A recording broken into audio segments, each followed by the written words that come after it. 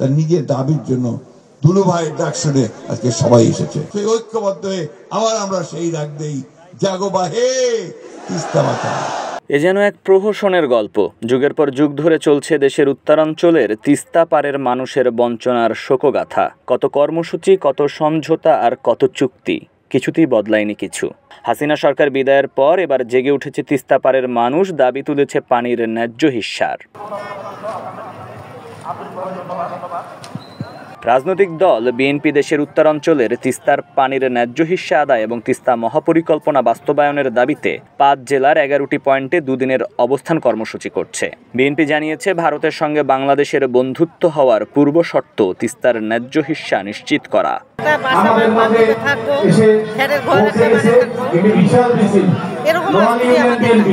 এই তিস্তার বাঁধ যদি আল্লাহর রহমতে হয়, আমরা আশা করি আবার স্বাবলম্বী হব, আমাদের এই বাপদাদার ভিটে আমরা ফিরে পাবো। নদী বিশ্লেষকরা বলছেন, তিস্তা সংকটের কারণে প্রতি বছর ১ লাখ কোটি টাকা আর্থিক ক্ষতি হয়। এর বিপরীতে বাংলাদেশ অঞ্চলে তিস্তা মহাপরিকল্পনা বাস্তবায়নে দরকার ৯,০০০ কোটি টাকা, যা নিঃসন্দেহে ক্ষতির বিবেচনায় লাভজনক। শুরুতে চীন বাংলাদেশ সমন্বয়ে তিস্তা মহাপরিকল্পনা বাস্তবায়ন হওয়ার কথা থাকলেও তৎকালীন আওয়ামী লীগ সরকার হঠাৎ করে এই কাজের দায়িত্ব ভারতকে দেওয়ার সিদ্ধান্ত নেয়। এরপর খুব স্বাভাবিকভাবেই আর আলোর মুখ দেখেনি উত্তরাঞ্চলের এই গুরুত্বপূর্ণ প্রকল্পটি।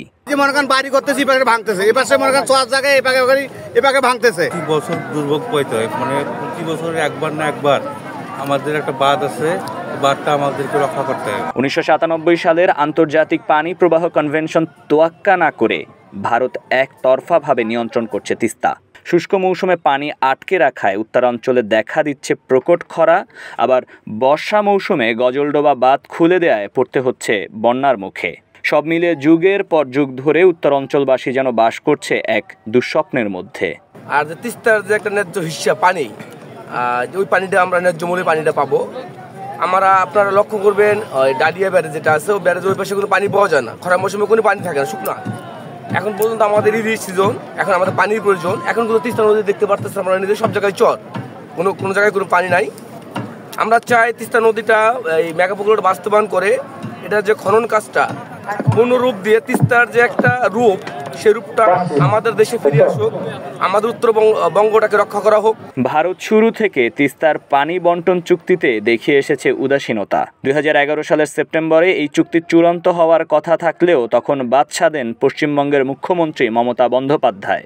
বাংলাদেশের পক্ষ থেকেও বার্গেনিং টেবিলে তিস্তা নিয়ে তোলা হয়নি কোনো শক্ত দাবি।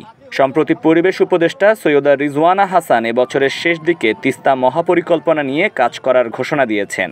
যদি এই প্রকল্প বাস্তবায়ন হয়, তাহলে হয়তো অবশেষে উত্তরের জনপদের কৃষকের কান্না থামবে। বর্তমানে সবার প্রত্যাশা একটাই, এতদিনের বঞ্চনা কাটিয়ে বাংলাদেশ পাবে পানির ন্যায্য হিস্যা, দুঃখ ঘুচবে তিস্তা পারের মানুষের।